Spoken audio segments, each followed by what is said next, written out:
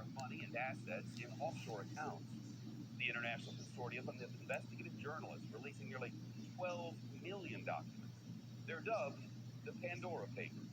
They show the extreme lengths to which some of the world's wealthiest and most powerful people go to avoid taxes, scrutiny, and accountability. According to the reporting of the Washington Post, this is the group's largest ever document dump of its kind.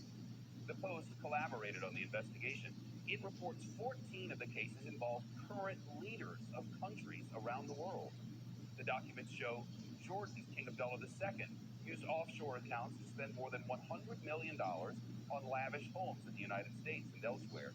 The palace says he did not do anything improper and bought the properties with his personal fortune, not government funds. The former British Prime Minister Tony Blair also named in the papers.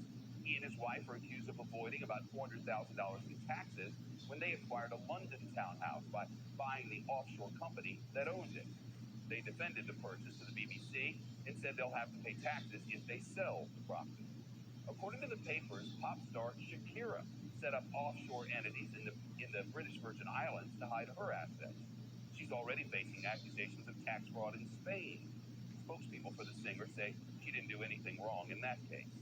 The Washington Post investigative reporter Debbie Zipper is with us now.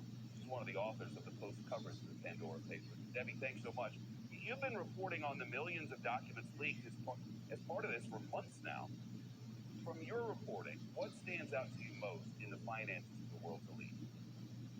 There really is, what we've learned is there really is a parallel financial universe for the world's millionaires and billionaires.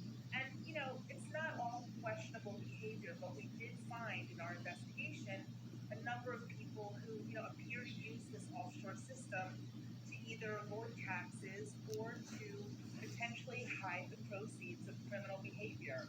And it has raised a number of questions. The documents revealed the offshore accounts of more than 300 politicians, including world leaders, pop stars, con artists, crooks, murderers. A whole bunch of names popped up in our documents as having leveraged this offshore tax haven system. I didn't mean to interrupt. I'm sorry. I was just going to say the world's elite appear to have chosen areas in the United States, including South Dakota, over some of the world's more traditional tax havens. Why is that? A place you'd least expect it, right? Yeah. I mean, you'd never think South Dakota.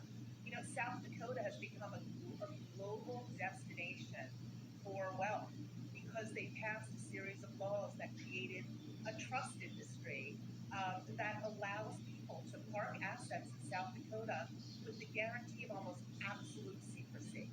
And so that is a huge appeal for people who are interested in, privacy. And so it's really become one of the world's top destinations. There really is no more offshore. Really, offshore tax havens is really onshore now in the United States. Wow. The Post articles on this subject are just beginning, we're told. Can you give us an idea of what's in the pipeline? Absolutely. We've got a fascinating story coming up tomorrow on looted artwork. We've got stories about the more than 100 billionaires in the world whose names show up in the Pandora Papers.